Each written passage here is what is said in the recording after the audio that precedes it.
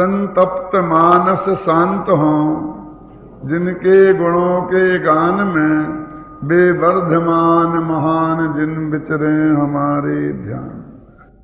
मोक्ष मार्ग प्रकाशक का 7वां अध्याय और उसमें उभयाभासी का प्रकरण आरंभ है। कल ऐसा कहा था कि जो उभयाभासी ऐसी प्रवृत्ति के होते हैं कि भाई हम तो सबकी मानते हैं, निश्चय नय को भी मानते हैं और व्यवहार नय को भी मानते हैं। हम किसी पार्टी के नहीं हैं, किसी पक्ष के नहीं हैं, है ना। और इस तरह जिस तरह पहले हमने व्यवहाराभासी का वर्णन किया है वैसा तो वे व्यवहार को मान लेते हैं, और जैसा निश्चयाभासी का वर्णन किया है वैसा निश्चय को मान लेते हैं। अब नीचे पंडित जी कहते यद्यपि इस प्रकार अंगीकार करने में परस्पर विरोध है। इसे समझना है अपन। परस्पर विरोध कैसे है कि कोई आदमी ये कहे कि मैं एक साथ पूरब की तरफ भी जाऊंगा और पश्चिम की तरफ भी जाऊंगा, अथवा उत्तर की तरफ भी जाऊंगा और दक्षिण की तरफ भी जाऊंगा, तो ये संभव है? ये तो असंभव है। और वो कहता मैं तो जाऊंगा क्योंकि शास्त्र में लिखा है। तो जो असंभव है उसको वो कैसे करेगा? तो उसका शास्त्र में यदि लिखा है तो उसका अर्थ समझना चाहिए कि वो कैसे संभव है। देखो, एक गाड़ी दिल्ली से बेंगलोर के लिए रवाना हुई है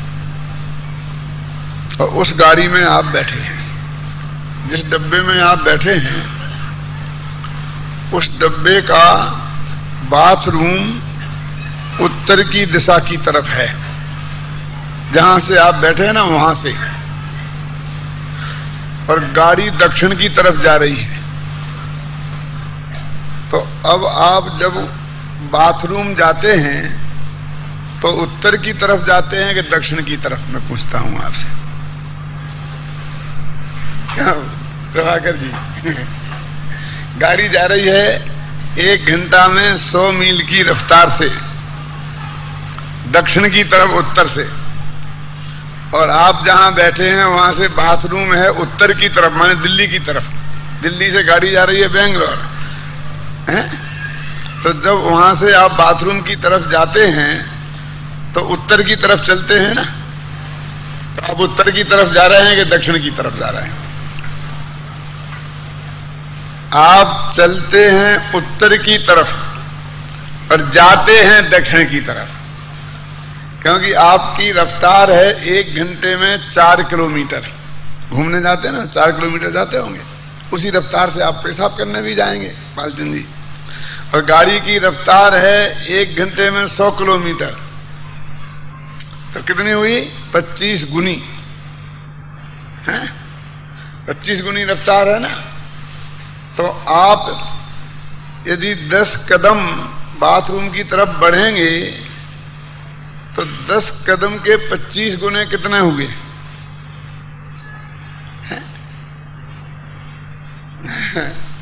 250 कदम आप दक्षिण की तरफ बढ़ जाएंगे।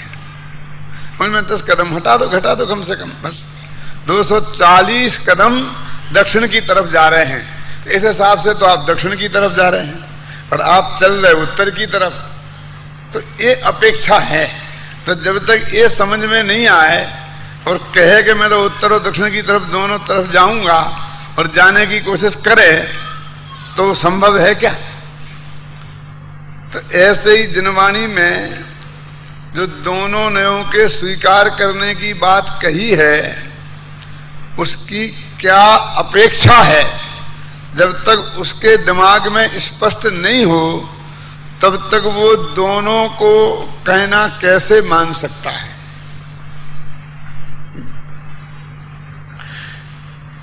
एक बच्चा है घर में,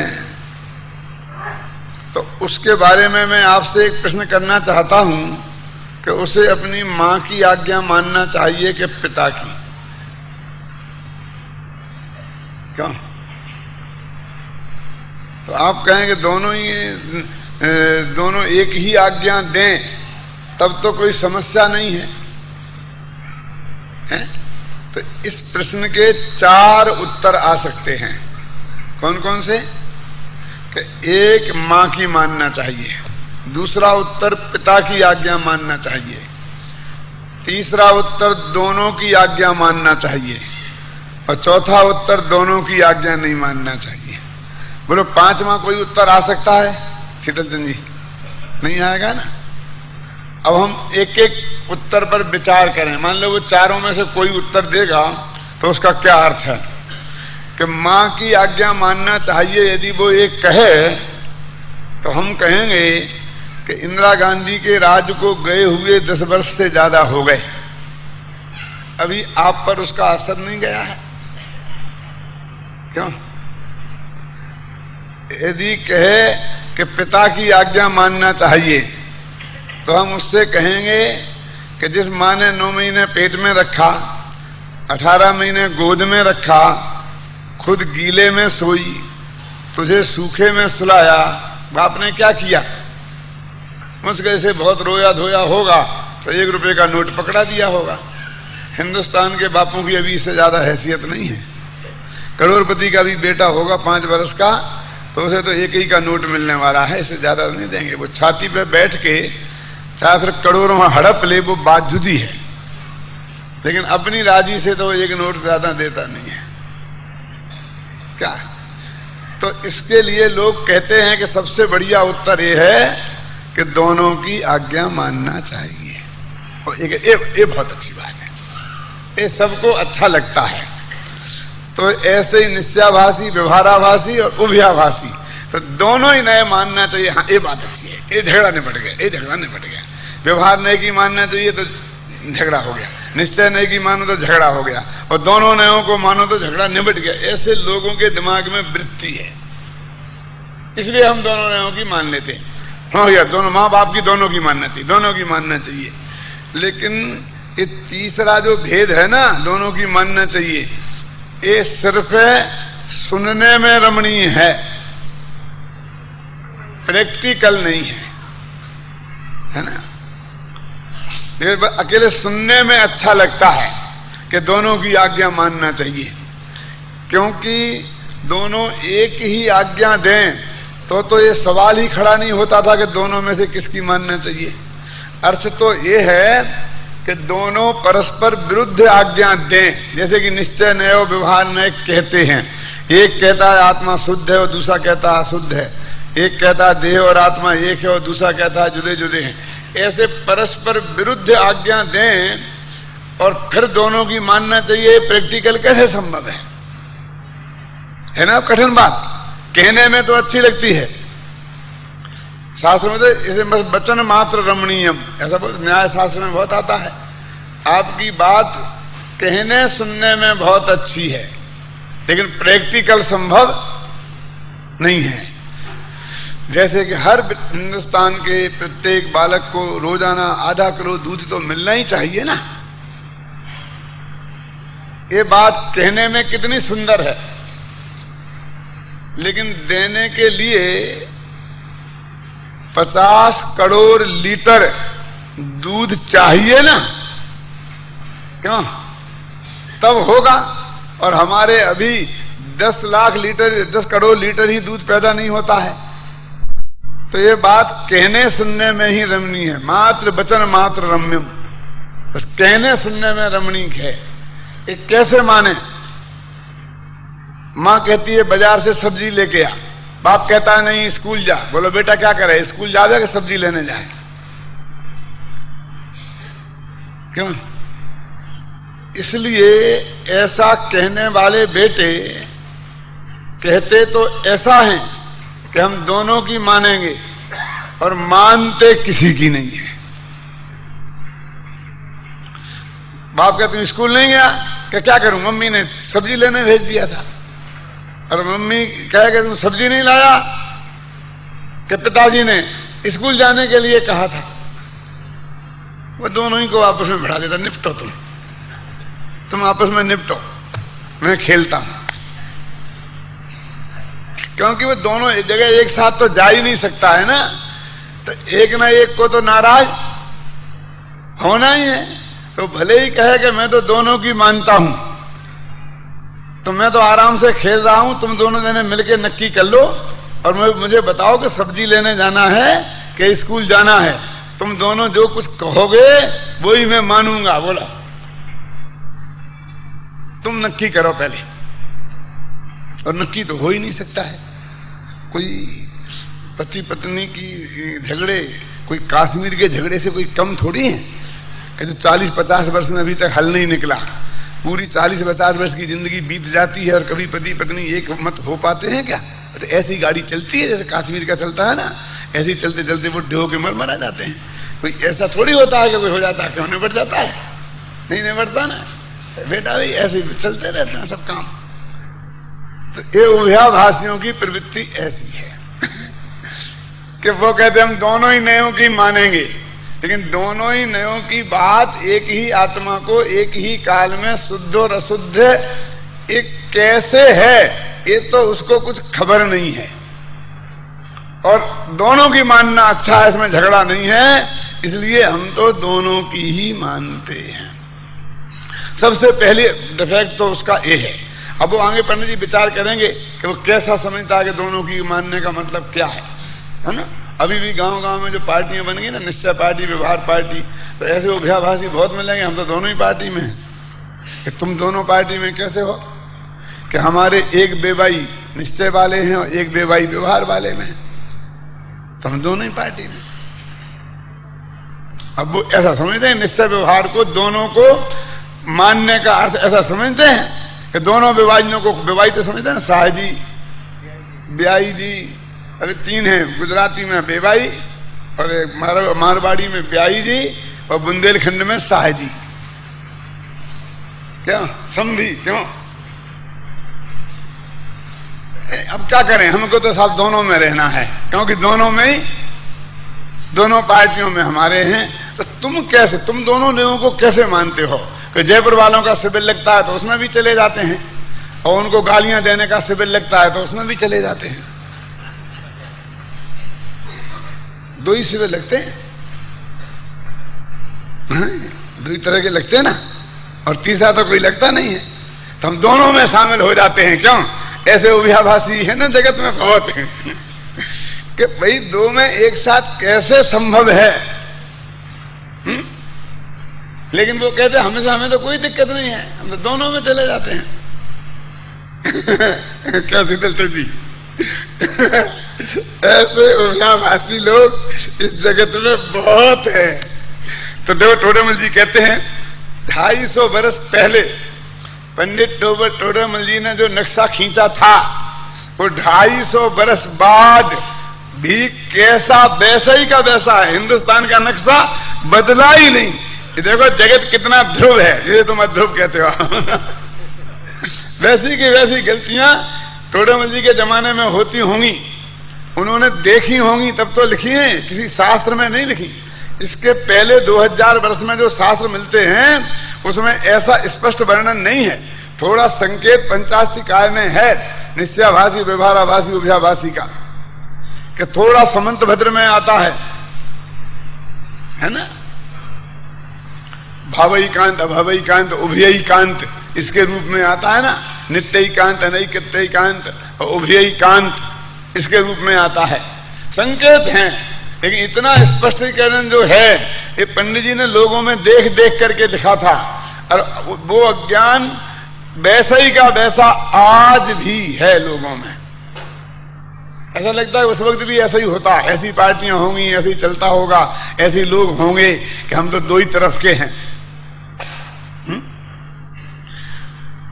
दुर्भाग्य से कहो चाहे सौभाग्य से, ये अपना जो टोडरमल जी का भगत अथवा अपना जैन समाज है वो सब लगभग आज व्यापारी समाज है। और व्यापारी समाज राजनीति में भी उभयाभासी है। भारतीय जनता पार्टी को भी चंदा देते हैं हम तो, कांग्रेस को भी देते हैं, और आपको लालू को भी देते हैं और बालू को भी देते हैं। क्यों? मुलायम को भी देते हैं और कठोर को भी देते हैं। जो आ जाए हम तो उसी के साथ हैं। उभयाभासी समाज है। अपना जो जैन समाज है वो उभयाभाषी प्रकृति से है। उभयाभाषी माने महाडरपोक,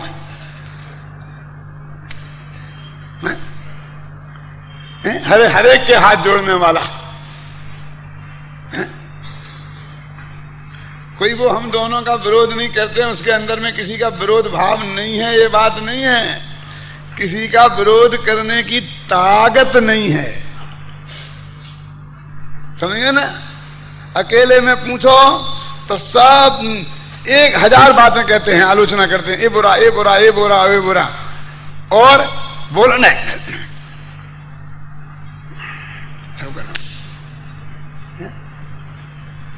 क्यों समझ। अपना नक्शा टोडामल जी ने खींचा है, मैं भी उन्हीं में शामिल हूं, घबराना नहीं। आप ही में शामिल हूं, मैं अपने को अलग करके बात नहीं करता हूं। हम इतने पहलवान हैं कि अभी एक चूहा यहां से निकल जाए तो सारी सभा बिखर जाएगी। जो भी समझ लो आप में बात है, ये कोई हमारी शांति का प्रतीक नहीं है। हमारे हृदय में तो कितनी उथल पुथल होती है जुगराज जी हैं, लेकिन एक शब्द मुंह से अभिव्यक्ति में नहीं कह सकते हैं। कोई कह दे तो 50 आदमी आते हैं, हम आपसे निवेदन करते हैं, हम आपसे निवेदन करते हैं, आप तो हमें तत्व ही सुनाओ। इतने तत्व के प्रेमी नहीं है जी, महाडरपोक हैं, इसलिए ऐसी बातें आगे करते हैं, और कुछ नहीं है।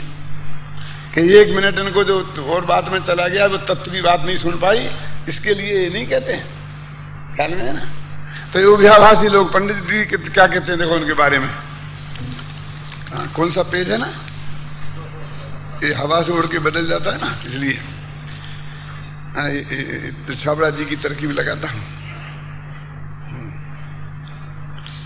क्या है, यद्यपि इस प्रकार अंगीकार करने में दोनों नयों के परस्पर विरोध है, तथापि करें क्या। देखो पंडित जी आपके हृदय की मजबूरी बोलते हैं। सच्चा तो दोनों नयों का स्वरूप भासित हुआ नहीं है, और जिन मत में 2 नए कहे हैं उनमें से किसी को भी छोड़ा भी नहीं जाता, इसलिए भ्रम सहित दोनों का साधन साधते हैं, वे जीव भी मिथ्या दृष्टि जानना। ये जीव हम लोग जो हैं सबसे बहुत अच्छे हैं। कैसे अच्छे हैं देख नंद कुमार जी लिखा ना कि जिनवाणी में 2 नए कहे हैं और उनका सच्चा स्वरूप तो भासित नहीं हुआ, जानते नहीं है, ऐसा नहीं लिखा। वो तो पंडित हैं, बहुत परिभाषाएं तो उन्हें बराबर रटी रटाई हैं। अभी 25 परिभाषाएं सुना सकते हैं। इसलिए वो कहते स्वरूप भासित नहीं हुआ, परिभाषाएं तो याद हैं। सत्यम वदो धर्मम चर, ऐसा तो पाठ याद है, लेकिन जीवन भर सत्य बोलूंगा और धर्म का आचरण करूंगा ऐसा अंदर में संकल्प नहीं है। इसलिए कहते हैं धर्मराज युधिष्ठिर के मुझे पाठ याद नहीं हुआ। पंडित जी कहते हैं कि उनको तो इसका भाव भाषित नहीं हुआ। वैसे तो बड़ा पंडित है, अभी व्यवहाराभाषी उभयाभाषी में क्या है ना, गुणस्थान मांगना स्थानों को जानता है, अपने को सिद्ध समान मानता है, क्योंकि समय सार में अपने को सिद्ध समान लिखा है। तो बताया था ना कल कि समय सार का पाठी है, घूमट सार का पाठी है, सब पाठी है, वो कोई कमी नहीं है, लेकिन स्वरूप भाषित नहीं हुआ। और जिन मत में 2 नए कहे हैं इसलिए किसी को छोड़ा नहीं जाता।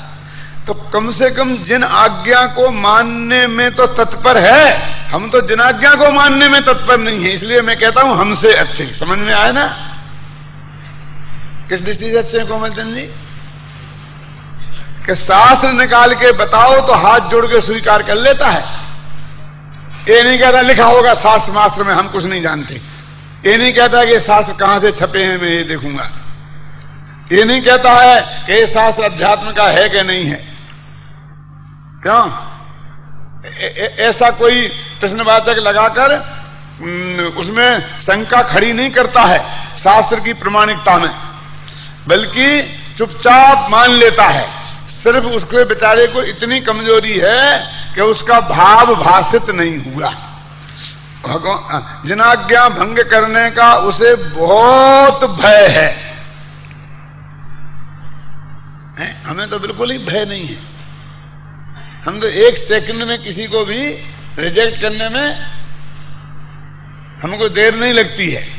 इसलिए मैं कहता हूं हमसे अच्छे हैं, फिर भी उनमें से एक को छोड़ा नहीं जाता है, क्योंकि जैन मत में कहे हैं, इसलिए भ्रम सहित दोनों को साधते हैं। भ्रम सहित साधते हैं माने सही रूप में तो साध ही नहीं सकते, और जैसा उनकी समझ में आता है तो साधते हैं। तो उनकी समझ में कैसा आता है, कहते अब उनकी प्रवृत्ति विशेष बतलाते हैं, माने वे दोनों नयों को कैसे साधते हैं।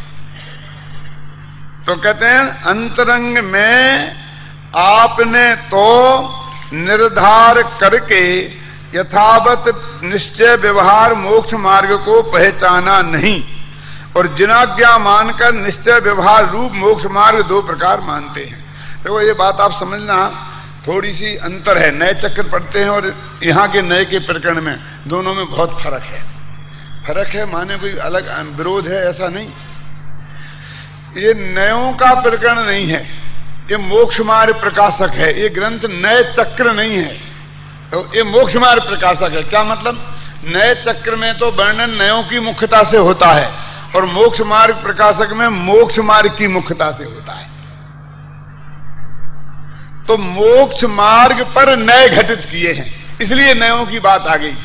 नए मुख्य नहीं है, मुख्य है मोक्ष मार्ग प्रकाशक। देखो एक होता है तराजू, और एक होता है तराजू पर जिस माल को तोलना है वो माल, और वो बाट जिनसे तोलना है। समझ गए, दो चीजें अलग अलग हो गई ना। तो जैन दर्शन में भी दो पद्धतियां हैं। एक तो न्याय शास्त्र, जिस कसौटी से वस्तु को कसा जाता है, तो वो नए और प्रमाण का स्वरूप तो उनमें आता है। प्रमाण किसे कहते हैं, नए किसे कहते हैं, निश्चय नए किसे कहते हैं, व्यवहार नए किसे कहते हैं। ये मोक्ष मार्ग प्रकाशक ये नए का ग्रंथ नहीं है, प्रमाण का ग्रंथ नहीं है, लेकिन नए और प्रमाण से जिस चीज को समझा जाता है उसका ग्रंथ है। लेकिन हमको 2 किलो चीनी चाहिए, तो 2 किलो चीनी लेने के लिए भंडार में से तराजू भी चाहिए और 2 किलो भी चाहिए। किलो माने बाट, समझ गए ना। तो वो तो आएंगे ही। हम 2 किलो चीनी भंडार में से निकालेंगे तो तराजू और बाट तो बीच में आएंगे ही। जो तराजू और बाट को नहीं समझता होगा वो 2 किलो चीनी नहीं निकाल सकता। तो जब हमें मोक्ष मार्ग समझना है तो नए तो उसके बीच में आएंगे ही। नयों को समझे बिना वो मोक्ष मार्ग हमारी समझ में नहीं आएगा। तो क्या करता, क्या हो जाती है गड़बड़ी, कि उसमें लिखा है कि मोक्ष मार्ग 2 हैं, एक निश्चय मोक्ष मार्ग और एक व्यवहार मोक्ष मार्ग। तो ऐसा लिखा है, तो वो क्या मान लेता है कि सचमुच मोक्ष मार्ग 2 होंगे, जब इसका ऐसा अर्थ है नहीं। मोक्ष मार्ग तो है एक, 2 रोड नहीं है, सड़कें तो हैं एक। देखो यहां से और हम दिल्ली जाते हैं तो दिल्ली नंबर का रोड है ना, 8 नंबर का है ना, राष्ट्रीय राजमार्ग 8, यही है ना, 8 ही है ना कि 11 है, 8। तो राष्ट्रीय राजमार्ग 8 नाम का रोड तो एक ही है, 2 नहीं है। लेकिन वो ही रोड दिल्ली भी जाता है और वो ही रोड कोटा भी जाता है। और कोटा है इस तरफ और दिल्ली है इस तरफ। दिल्ली है उत्तर में और कोटा है दक्षिण में। तो उसे हम कोटा का मार्ग भी कह सकते हैं और उसे हम दिल्ली का मार्ग भी कह सकते हैं। तो कोटा का रास्ता और दिल्ली का रास्ता, 2 रास्ते हम बोले तो कोई 2 रोड नहीं है। नक्शा में 2 रोड नहीं मिलेंगे, रास्ता कहेंगे 2 और रोड मिलेगा 1। ऐसे 2 मोक्ष मार्ग कहे तो मोक्ष मार्ग 2 नहीं है, मोक्ष मार्ग का निरूपण 2 प्रकार है और वो 2 मोक्ष मार्ग मान लेता है। दिक्कत समझे ना। निश्चय मोक्ष मार्ग और व्यवहार मोक्ष मार्ग, तो वो समझता 2 रास्ते हैं, चाहे निश्चय से चले जाओ तो मोक्ष में पहुंच जाएंगे और एक व्यवहार से चले जाओ तो मोक्ष में पहुंच जाएंगे। ऐसे 2 मार्ग हैं, ऐसे 2 नहीं हैं। तो 2 क्या है फिर, 2 क्यों लिखे? कि दो तरह से एक ही रास्ता का वर्णन है। तो वो कहता तुमने दो मोक्ष मार्ग क्यों लिखे? ऐसे ही लिख देते कि लिखने की पद्धति ऐसी है, एक मार्ग का वर्णन दो प्रकार से हो तो उसे दो मोक्ष मार्ग कहते। अरे ऐसा क्यों है कि हमने कहा देखो कि आपको हलवा बनाना है कि हाँ हलवा बनाना है, कितने आदमियों का? 20 आदमी का हलवा बनाना है। तो ऐसा करना 2 किलो आटा लेना, 2 किलो चीनी लेना, ऐसा ऐसा लिया क्यों? ऐसा कर देना, भंडार में से निकालते हैं तो वो गया तो 2 किलो चीनी और 2 किलो भांट होते हैं उसने सब डाल दिया काय में, हलवा में। क्या डाल दिए? 2 किलो चीनी और 2 किलो इधर चढ़ाए थे ना बांट, वो भी डाल दिए, क्योंकि इन्होंने कहा था ना 2 किलो चीनी, तो 2 किलो और चीनी। अरे भले आदमी 2 किलो नहीं डालने थे, सिर्फ चीनी। तो फिर तुमने 2 किलो बोला ही क्यों? बीच बीच में 2 किलो क्यों बोलते? 2 किलो क्यों बोलते? हम तो 2 किलो से 2 किलो डाल दिए। तो 2 किलो तो चीनी कितनी डालनी इसके लिए बोलना पड़ता है। वो भी हमने कोई बेकार में नहीं बोले 2 किलो, हमने 2 मोक्ष मार्ग कहे तो वैसे ही शौकिया नहीं कहे हैं, ख्याल में आए ना? हमने 2 किलो चीनी बोली तो हमने शौकिया नहीं बोली है, लेकिन चीनी कितनी तो उसकी मात्रा बताने के लिए 2 किलो बोली है, किलो नहीं डालने हैं, डालनी चीनी है। क्यों? एक पैकेट चाय का तो पैकेट चाय का डाल दिया, क्यों? पैकेट ही डाल दिया। समझ गया ना? एक डब्बा घी का डाल दिया, छाबा जी का तो डब्बा भी डाल दिया घी के साथ में। तो क्या करें? नाप के लिए कुछ ना कुछ तो बताना पड़ेगा ना। ऐसे ही एक मोक्ष मार्ग का 2 तरह से वर्णन होता है, समझ में है ना? तो उसको ही होता है एक और वर्णन होता है 2 प्रकार से। और ये अज्ञानी के शास्त्र में 2 मोक्ष मार्ग लिखे तो हम दोनों ही मोक्ष मार्ग मान लेंगे। और वैष्णव धर्म में है 2 मोक्ष मार्ग मानते हैं वहां, एक भक्ति मार्ग और एक ज्ञान मार्ग। कभी मोक्ष में पहुंचने का उनका जो मोक्ष है, वैकुंठ है, जो भी हो, भगवान की प्राप्ति का उपाय जो भी जैसा हो, उसके 2 उपाय हैं, एक ज्ञान मार्ग और एक भक्ति मार्ग। वो ये कहते हैं कुछ जीव भक्ति करके भगवान को प्राप्त कर लेते हैं और कुछ ज्ञान मार्ग से समझकर और ध्यान करके आत्मा को प्राप्त कर लेते हैं, ऐसा उनके यहां है।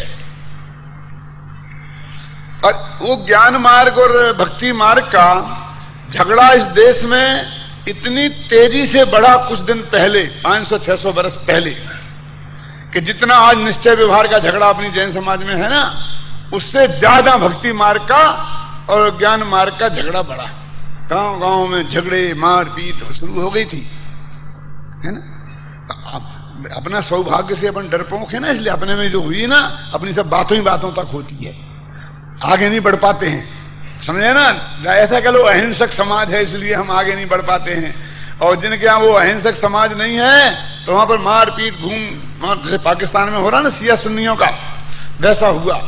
फिर तुलसीदास जी ने दोनों का समन्वय करने की कोशिश की और उन्होंने बहुत लिखा, ज्ञान ही भक्त ही कछु नहीं भेदा, उभय हरहि भव संभव खेदा। समझ में आया कोमल सिंह जी? आप तो हिंदी में है ना, शायद पीएचडी भी है, डॉक्टर भी हमने सुना है। क्या अर्थ है इसका? ज्ञान ही भक्त ही कछु नहीं भेदा। ज्ञान मार्ग में और भक्ति मार्ग में कोई फर्क नहीं है। उभय हरहि भव संभव खेदा। उभय माने दोनों, भव माने संसार का, संभव माने उत्पन्न होने वाला, खेदा माने खेद। संसार का जो उत्पन्न होने वाला खेद है उसको हरण करने में दोनों ही समर्थ हैं। कौन? भक्ति मार्ग और ज्ञान मार्ग, दोनों मार्ग से भगवान को पाया जा सकता है। लेकिन तुलसीदास जी स्वयं तो मूलतः भक्ति मार्गी थे, लेकिन समन्वयवादी भी थे, इसलिए उन्होंने समन्वय किया। फिर वो कहते हैं कि थोड़ा ज्ञान मार्ग कठिन है, और भक्ति मार्ग सरल है। माने इस तरकीब से लोगों को ज्ञान मार्ग से हटा के भक्ति के मार्ग में लाते हैं। ये नहीं कहते ज्ञान मार्ग झूठा है, उस रास्ते से जाओगे तो पहुंचोगे नहीं। कहते हैं दो ही मार्ग हैं, पहुंच जाओगे दोनों से ही, लेकिन ये भक्ति का मार्ग जरा सरल है, इससे जरा सरलता से पहुंच जाओगे। ज्ञान को पंथ कृपाण की धारा, ज्ञान का पंथ है वो कृपाण की धार पर चलना है, तलवार की धार पर चलना है, इसलिए वो कठिन है। और भक्ति का मार्ग सरल क्यों है? तो आगे बहुत बढ़िया तर्क देते हैं वो कि भक्ति है स्त्री, स्त्रीलिंग है ना भक्ति शब्द, और ज्ञान है पुल्लिंग। तो जो मुक्ति के मार्ग में बाधा है माया, ब्रह्म को प्राप्ति में सबसे बड़ी बाधा कौन है? माया। तो भगत जो है ना, तो उसके पास है भक्ति, तो भक्ति माने उसके पास उसकी पत्नी खड़ी है, भक्ति है ना। तो जिस पुरुष के पास कोई एक महिला पहले से हो तो दूसरी महिला उस पर डोरे नहीं डालती है, तो कितने ही दुष्चरित्र हो, लेकिन उसके साथ उस एक महिला हो, पहले से उसकी पत्नी हो, तो दुष्चरित्र से दुष्चरित्र औरत उस पर डोरे नहीं डालती है धन कुमार जी। लेकिन जो अकेले होते हैं ब्रह्मचारी, उन पर डोरे डालती है, क्योंकि यहां चांस है। तो कहते ग्यारी के रूपा और पन्ने गारे यह चरित अनूपा। रामायण की चौपाई है सब। कहां है? उत्तरकांड में है, वो दर्शन का वर्णन है ना। ये सब रामायण के पंडित भी नहीं जानते इन बातों को, ये तो बालकांड सुनाया करते हैं लोगों को बस। जो दर्शन है उसमें तुलसीदास का वो तो जानते नहीं, क्या कहते हैं कि स्त्री के रूप पर मोहित नहीं होती है, स्त्री पुरुष के रूप पर मोहित होती है। तो भक्ति तो स्त्री है, इसलिए माया खुद ही भक्त पर मोहित नहीं होती है, और भगत माया के चक्कर में नहीं पड़ते हैं, और ये ज्ञानी लोग माया के चक्कर में पड़ जाते हैं। इसलिए इनके चक्कर में पड़ जाने के चांस ज्यादा हैं ज्ञानियों के, और भक्तों के काम चक्कर में पड़ने के कम हैं। इसलिए भक्ति के मार्ग से चलो। इस तरह उन्होंने ज्ञान को थोड़ा खतरनाक रास्ता और भक्ति को सीधा सरल रास्ता बताकर अपने मत की पुष्टि भी कर ली, और ज्ञान मार्ग का निषेध भी नहीं किया। ऐसा समन्वय स्थापित करने की कोशिश की। ऐसे हमारे यहां भी समन्वयवादी हैं, क्यों? निश्चय और व्यवहार। हम पूजा करते हैं, भक्ति करते हैं, तीर्थ यात्रा करते हैं, रथ यात्रा करते हैं, इसलिए हम व्यवहार भी हमने साध लिया, और आत्मा को शुद्ध बुद्ध मानते हैं, क्यों? और पूजा और भक्ति को धर्म नहीं मानते हैं, और बंध का कारण मानते हैं, इसलिए हमने निश्चय भी मान लिया। और इस तरह हम निश्चय और व्यवहार दोनों की पार्टी में हो गए। इस तरह वो निश्चय और व्यवहार को दोनों को एक साथ मानते हैं। लेकिन निश्चय का अर्थ है, ये पूजा भक्ति क्या है, कैसे होती है, ये बंध का कारण क्यों है, मोक्ष का कारण क्यों नहीं है, ना तो ये समझते हैं, और ना आत्मा शुद्ध बुद्ध निरंजन निराकार है, उसका वास्तविक स्वरूप क्या है, ना वो उनके आत्मा ख्याल में आया है। बस आत्मा को शुद्ध बुद्ध निरंजन माने वो राग से रहते ही आत्मा को मान लेते हैं। जैसा वो निश्चयाभासी मानता था ना, कि जो पर्याय है उसको तो मानता नहीं था, और जो पर्याय नहीं है उससे मानता था। वो अभी अपने भगवान आत्मा को पूर्ण राग पर्याय से रहे तो बीतरागी पर्याय से सहित मान लेते हैं। अंदर में शुद्ध का अर्थ है, ऐसा शुद्ध का अर्थ मान लेते हैं। तो निश्चयाभासियों के समान निश्चय को मानते हैं, और व्यवहाराभासियों के समान व्यवहार को मानते हैं, और कहते हैं हमने दोनों नए मान लिए, क्योंकि जिनवाणी में दोनों नए कहे हैं और हमने दोनों नए मान लिए। इस तरह हम सच्चे जैन धर्मी हैं, और ये निश्चयाभासी भी एकांती हैं और व्यवहाराभासी भी एकांती है। जब मैंने पीएचडी की तो जब मैंने ये भेद बताए, तो हमारे जो डॉक्टर थे डीके जैन मेरे गाइड थे, तो वो मेरे से कहते थे कि जैसे कि जैन समाज में दिगंबर, श्वेतांबर, तेरापंथी, बीसपंथी, ठानकवासी ऐसे भेद है ना, ऐसे निश्चयाभासी, व्यवहाराभासी ऐसे भेद हैं क्या? भेद है ना, जिस जमाने में है ना मोक्ष मार्ग प्रकाशक में, ऐसे नहीं। इनके कोई मंदिर है, इनका कोई ग्रुप है, इनके कोई गांव बसे हैं अलग, जैसे 13 पंथियों के गांव मिलते हैं, 20 पंथियों के मिलते हैं गांव, दक्षिण भारत 20 पंथियों का, उत्तर भारत 13 पंथियों का, ऐसा कुछ है क्या? ऐसे तो नहीं है। तो मैं नहीं मानता फिर ऐसे भेद। बोलते ये तो काल्पनिक है पाटनी जी। वो उनका बहुत तर्कसंगत था। बोले गोमर सार में 336 प्रकार के मिथ्या दृष्टि बताए ना, कितने 363 प्रकार के, तो 363 गिनाओ कौन कौन है, तो वे गिना दें। इनका इसमें गुणा करो, उसका उसमें गुणा करो, उसमें उसका गुणा करो, इतने एकांत मिथ्या दृष्टि, इतने विपरीत मिथ्या। ऐसे नहीं कबीर पंथी, दादू पंथी, ऐसे मुझे 363 नाम बताओ जो जिनके नाम पे धर्म चल रहे हों और वो इस टाइप के हों जो आपके गोमट सार में लिखे, तो नहीं मिलते हैं। तो वो कहते हैं ये तो साहित्यिक हैं, ये तो सिर्फ साहित्य में मिलते हैं, लोक में नहीं मिलते हैं। और हम तो इतिहास वाला है, हम तो रिसर्च कर रहे हैं ना, तो हमको तो इतिहास में चाहिए, लोक में चाहिए ऐसे मिथ्या दृष्टि। मैंने कहा है तो गांव गांव में, लेकिन दिक्कत यह है 13 पंथी तो कहते हैं हम 13 पंथी हैं, 20 पंथी कहते हैं हम 20 पंथी हैं, थानकवासी कहते हैं हम थानकवासी हैं, लेकिन व्यवहाराभासी ये नहीं कहते कि हम व्यवहाराभासी हैं, वे तो कहते हैं हम सम्य दृष्टि हैं। निश्चयभाषी ये नहीं कहते कि हम निश्चयभाषी हैं, वे कहते हैं हम सम्य दृष्टि हैं। उभयाभाषी ये नहीं कहते हम उभयाभाषी हैं, वे तो कहते हैं हम सम्य दृष्टि हैं। इसलिए ऐसे गांव कैसे मिलेंगे? हैं तो गांव गांव में लेकिन वे अपने को जैसे 13 पंथी मानते हैं, ऐसे ही उभयाभाषी अपने को उभयाभाषी नहीं मानते। बोलो क्या करना है? तो ऐसा मत समझो। मुझे उस दिन पता चला कि जितना कठिन ये साधारण जनता को समझाना है, ये पीएचडी डॉक्टरों को समझाना उससे ज्यादा कठिन है। क्यों? कि इन्हें कैसे समझा कि ये भेद वास्तविक नहीं है। गांव गांव में भरे हुए हैं, पूरे गांव बसे हुए हैं इन्हीं के। सम्य दृष्टियों के कोई गांव है और इक्का दुक्का कहीं मिल जाता है, वो भी असली है कि नकली है पता ही नहीं चलता है। क्यों? बाकी इन्हीं मिथ्या दृष्टियों के तो गांव भरे पड़े हैं, लेकिन कोई अपने को मिथ्या दृष्टि नहीं कहता है, सब अपने को सम्य दृष्टि कहते हैं और दूसरों को मिथ्या दृष्टि कहते हैं सब।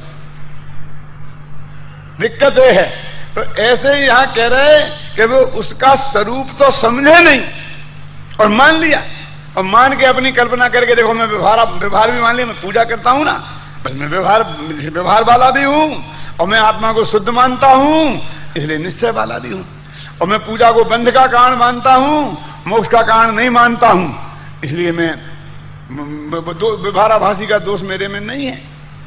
लेकिन मैं कहता हूं कि अंदर में झांक के देखो कि पहले आप 25 वर्ष से पूजन नहीं करते थे और 1 महीने से आप पूजन करने लगे। अच्छा, बहुत बढ़िया काम किया आपने। तो अब उसके बाद मैं कुछ धर्मात्मा हो गया हूं, ऐसा मानते हो कि नहीं? बोलो, सच बोलो। पहले से तो बहुत फर्क है साहब, आपको पता नहीं है मैंने कितने कितने पाप किए। अरे 7 व्यसन में से 1 नहीं छोड़ा। अब तो मैंने सब छोड़ दिया, बीड़ी पीना, सिगरेट पीना, सब चाय तमाकू सब छोड़ दिया, और बस अब रोजाना पूजन करता हूँ, पूजा में जाता हूँ, आपका प्रवचन सुनता हूँ, तो मैं धर्मात्मा हो गया, ऐसा नहीं मानते। तो ऐसा जो माना, इसका नाम व्यवहाराभास है। तो ये गलती है। तो पूजा कर रहे, ये गलती नहीं है। वो 7 व्यसन तुमने छोड़ दिए, ये गलती नहीं है। ये छोड़ दिए तो मैं धर्मात्मा हो गया, ऐसा मानना गलती है, उसका नाम व्यवहाराभास है। समझे ना? वो व्यवहार गलती नहीं है। बोले ऐसे नहीं है कि साहब हमने तो नहीं छोड़े, इसलिए हम तो व्यवहाराभासी नहीं है, ये इनने छोड़ दे, ये व्यवहाराभासी हो गया, हम गलती भी नहीं करेंगे छोड़ने की ऐसी। क्यों बालचंद जी? कि हम ये सब छोड़े भी मौज मजे के काम, और फिर तुम्हारे यहां व्यवहाराभासियों की लिस्ट में नाम लिखा है। क्यों? हमें नहीं बनना। अरे तुम नहीं छोड़ो तो भी तुम व्यवहाराभासी हो। क्यों? क्योंकि जिसने छोड़ दिए तुम उसे धर्मात्मा मानते हो, तो मान्यता तो तुम छोड़ो चाहे दूसरा छोड़े, उस छोड़ने को तुमने धर्म मानना, तो तुम व्यवहाराभासी तो हो। देखो साहब, हम तो कोई धर्म वर्म के चक्कर में है नहीं, हम तो सब खाते पीते हैं। वो हमारा छोटा भैया है ना, वो जरा जयपुर वालों के चक्कर में आ गया है, इसलिए वो पूरा धर्मात्मा है। कि क्या धर्मात्मा है कि वो पूजा करता है, ये करता है, ये करता है, ऐसा करता है ना, तो वो ऐसा मानने के कारण व्यवहाराभासी है।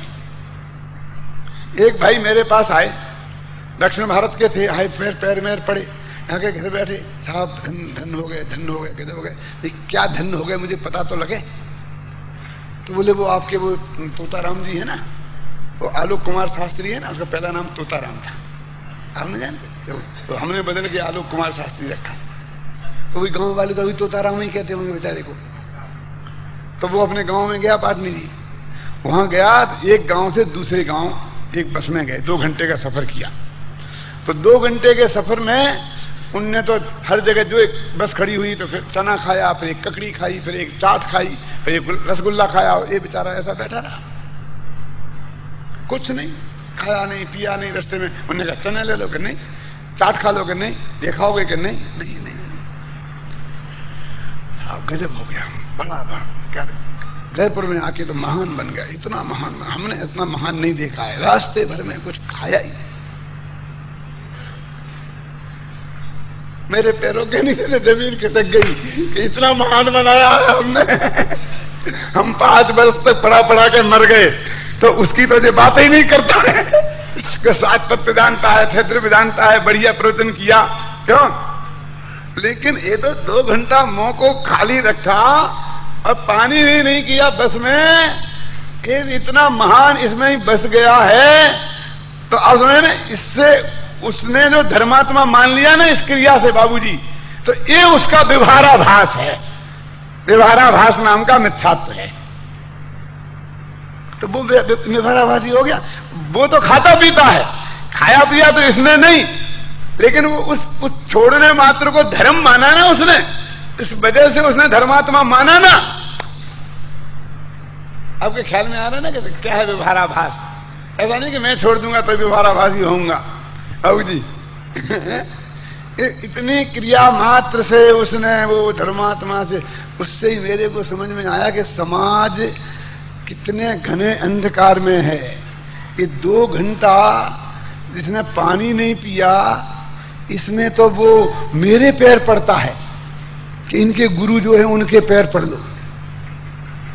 तो जो एक क्रिया कांड में थोड़े चढ़े हैं, जिनके तन पे वस्त्र नहीं है, क्यों, तो उनके प्रति उनके हृदय में कितनी श्रद्धा भक्ति होगी आप कल्पना कर सकते हैं। क्यों दिनेश भाई, अंदाज लगा सकते हैं कि नहीं? अपन नेहरू जी ने लिखा है अपनी ऑटोबायोग्राफी है ना उनकी, आत्मकथा, उसमें एक चैप्टर है स्पिरिट ऑफ इंडिया।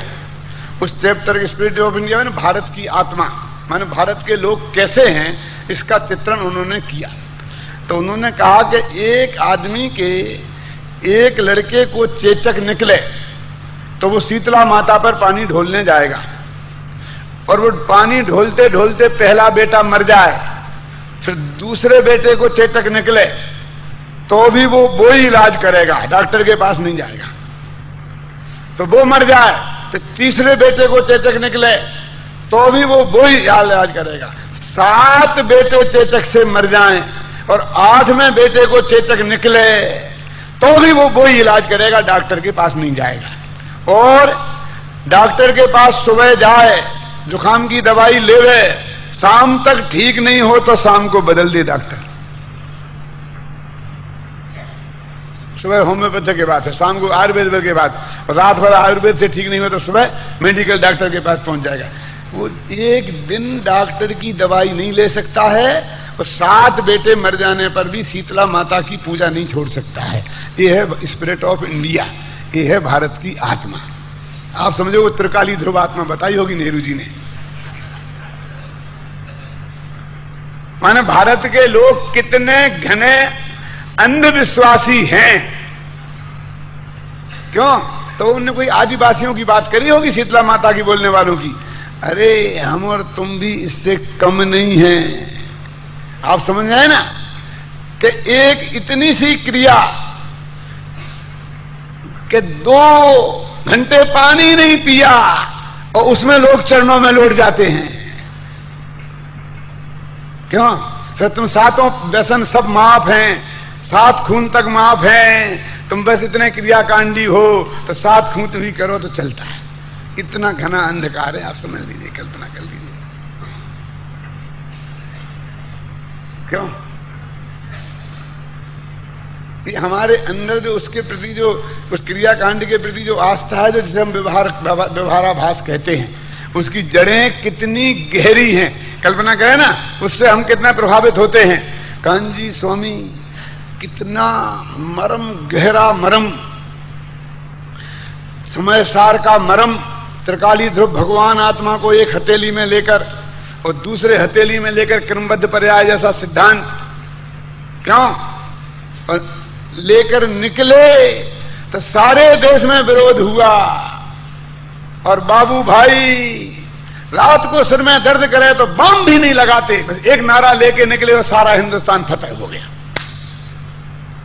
हिंदुस्तान का शुरू सुना, spirit of India, this is a spirit of India.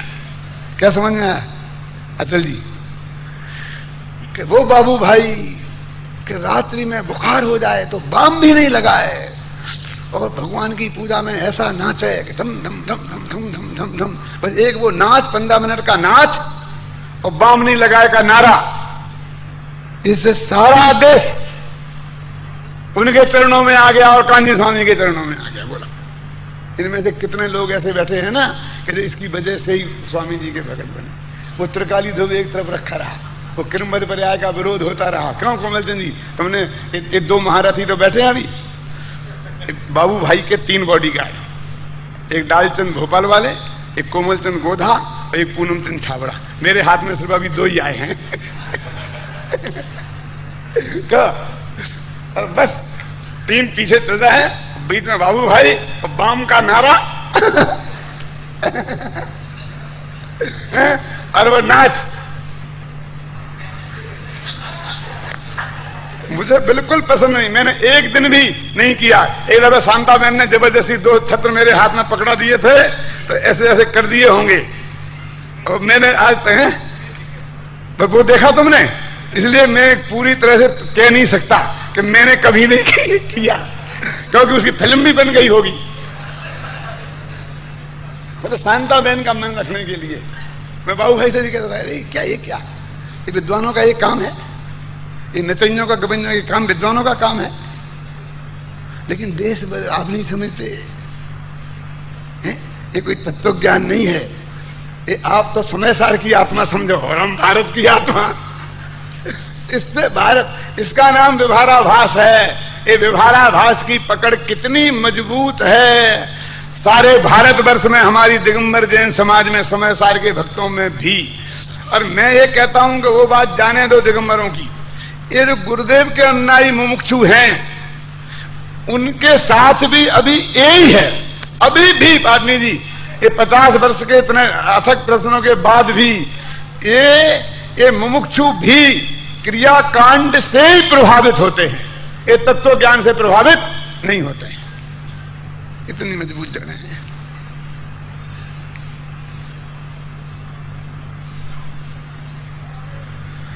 देखो पढ़ो, कहते टोडरमल जी साहब की कितनी गहरी नब्ज थी। देखो भाई साहब, टोडरमल जी ने जो ये बातें लिखी हैं, इसमें हो गया क्या? टोडरमल जी साहब ने जो ये बातें लिखी हैं वो बहुत बड़ी कीमत चुका के लिखी हैं। इन सब की कीमत उन्हें अपनी जीवन को बाजी लगाने की कीमत चुकानी पड़ी थी। उनको जो दंड मिला है वो इन्हीं बातों को लिखने से मिला है। अकेले श्याम तिवारी का काम नहीं था, हमारी जैन समाज के लोग भी उस श्याम तिवारी के पीछे थे। इसका प्रमाण क्या है? बखत राम साय, जो उनके प्रमुख प्रतिद्वंदी विद्वान थे पाटनी जी, जो अंतर इस जमाने में चैन सुखदास जी में और जिंदलाल शास्त्री में था ना, वे उस जमाने के टोडरमल और बखत राम साय थे पाटनी जी। तो विक्रम संवत 1824 में टोडरमल जी का स्वर्गवास हुआ और 1827 में बखत राम साय ने एक किताब लिखी। उस किताब में ये लिखा, गुरु तेरह पंथन को धर्मी टोडर मल्ल नाम साहिनी, भूप ताही मार्यो क्षण माई, गाडो मध्य गंदगी ताई। अर्थ समझ में आ रहा है कि नहीं? कि जयपुर में एक 13 पंथियों का गुरु धर्मात्मा टोडर मल्ल नाम का साहूकार था। क्या गुरु 13 पंथन को धर्मी, वो भी गुरुदेव कहलाते थे। ये विरोधी विद्वान लिखता है उन्हें 13 पंथियों का गुरु। क्या गुरु 13 पंथन को धर्मी और धर्मात्मा, प्रमुख प्रतिद्वंदी विद्वान का लिखा हुआ है वाल्मीकि। टोडर मल्ल नाम साहिनी, भूप ताही मार्यो क्षण माही, राजा ने उसे एक क्षण में मरवा डाला। और गाढ़ो मध्य गंदगी ताही, और उसने गंदगी में गड़वा दिया। तो क्यों मरवाया? तो इसके लिए इसके आगे लिखा कि वो पंडित टोडर मल्ल मंत्र तंत्र जंत्र का विरोध करता था, क्षेत्रपाल पद्मावती का विरोध करता था। इसके लिए उसकी ऐसी दुर्दशा हुई। इसलिए हे भव्य जीवो, तुम मंत्र तंत्र की साधना करो। अब समझ लो वो कैसा प्रतिद्वंदी होगा उनका, कि वो उनकी मौत से भी फायदा उठाना चाहता था। उनकी मौत से भी फायदा उठाना चाहता था कि लोग जानेंगे कि वो उसकी वजह से दंड मिला है। और जबकि शिव उठाने को टोनो दियो, शिव जी की मूर्ति के चोरी करने के इल्जाम में उनको दंड मिला था, तो उनके जेब में मिली थी वो। जबकि आरोप दूसरा था, लेकिन उसने उसको इस रूप में प्रस्तुत करके जैन समाज के लोगों में मंत्र तंत्रवाद का प्रचार करने की कोशिश की।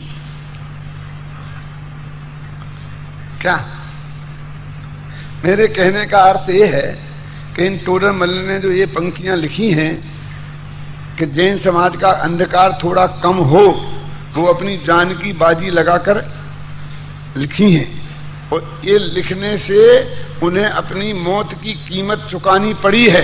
भाई साहब, ये माल अपन को मुफ्त में नहीं मिल गया है, इसलिए इसको उसी गंभीरता से सुनना चाहिए, समझना चाहिए और अपनाना चाहिए। ये कोई माल ऐसे ही हमारे हाथ में नहीं आ गया है। ये पंक्तियां जब लिख रहे थे वो, उसके 6 महीने के भीतर भीतर वो मारे गए, कम से कम, ज्यादा नहीं। क्यों कि ये क्या है, अभी कितने से पेज, 248 पेज और हैं कुल, कितने से पेज, 150 पेज और है, लिख पाए वो, इतने में मर गए। तो कुछ 6 महीना थोड़ी लगे होंगे, हो सकता महीने 2 महीने लगे हों। इसके लिखते के बाद वो मारे गए, उसमें ज्यादा पीरियड का अंतर नहीं है। मेरे कहने का आशय यह है कि बहुत बड़ी कीमत चुकाई है टोडर मल जी साहब ने हमारे कल्याण के लिए। उन टोडर मल जी के बलिदान को हमको याद करके और उन पंक्तियों को उसी गंभीरता से ग्रहण करना चाहिए, तो हमारा कल्याण अवश्य होगा। हरि वाणी जिनवरी की मारे हर से ही ये न समाय जी।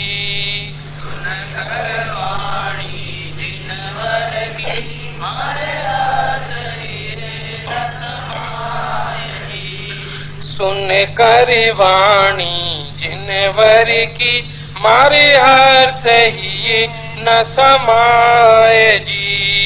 सुन कर वाणी जिनवर की मारे हर सही न समाय जी।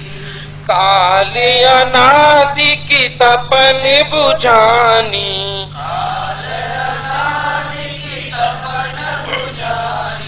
निज निधि मिली अथाह जी।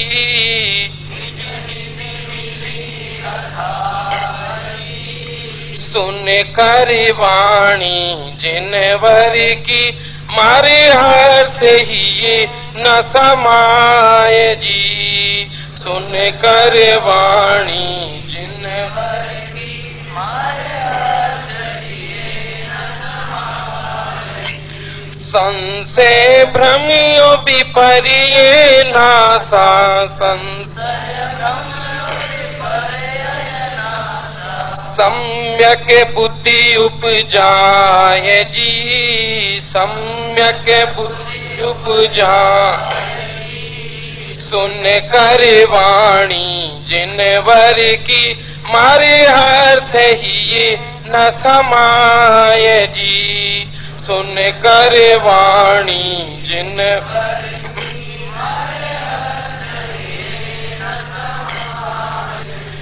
अब निर्भय पति पायो उर में, अब निर्भय बंधु मन बचिकाय जी, बंधु मन बचिका। सुन करी वाणी जिन वरी की मारे हर्ष ही ये न समाय जी। सुन कर वाणी जिन वरी की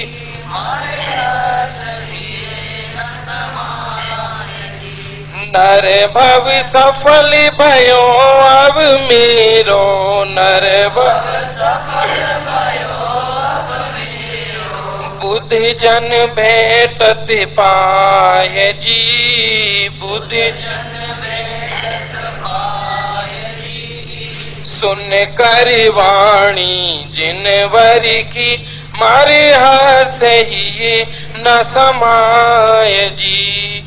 सुन कर वाणी जिन